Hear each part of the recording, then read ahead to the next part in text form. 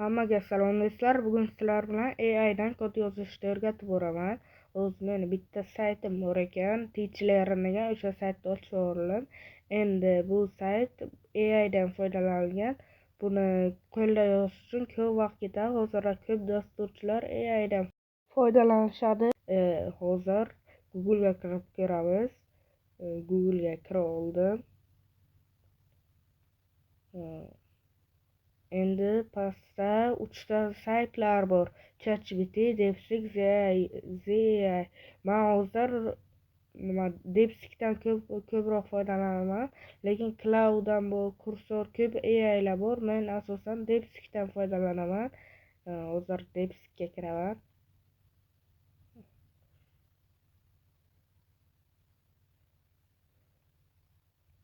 DeepSeekga kirgandan keyin mana bu yerga yozaman. Visual Studio haqida sayt tahlil berdi yozaman hozir.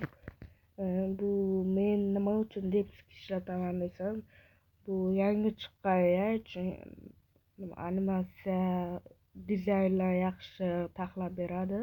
Mana kod chiqaryapti. Endi men bu kodni chiqarguncha papka ochib olaman.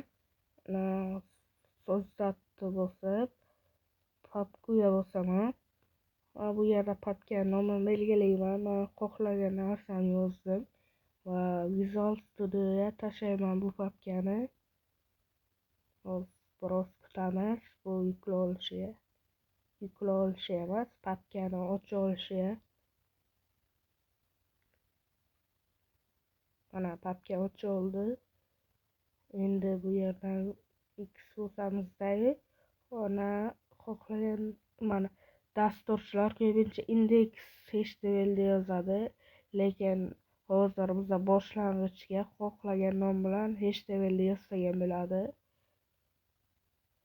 Netlify'ga ochmaydi index bo'lmasa. Mana hozir enter bosaman. Mana bu yerga DeepSeek kod chiqargan bo'lishi kerak kodlarni. Mana chiqarib olibdi. Endi men buni kopirovat qilib saytimga yuboraman, papkamga.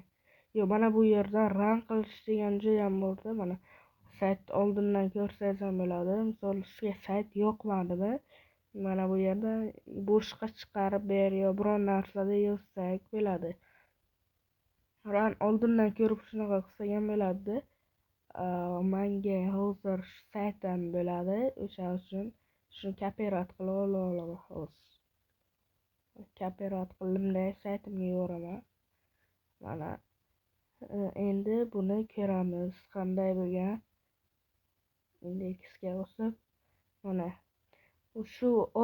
bu sayt oddiy ko'rinishi mumkin, lekin shuni qo'lga qilsak ham ancha vaqt ketib qoladi.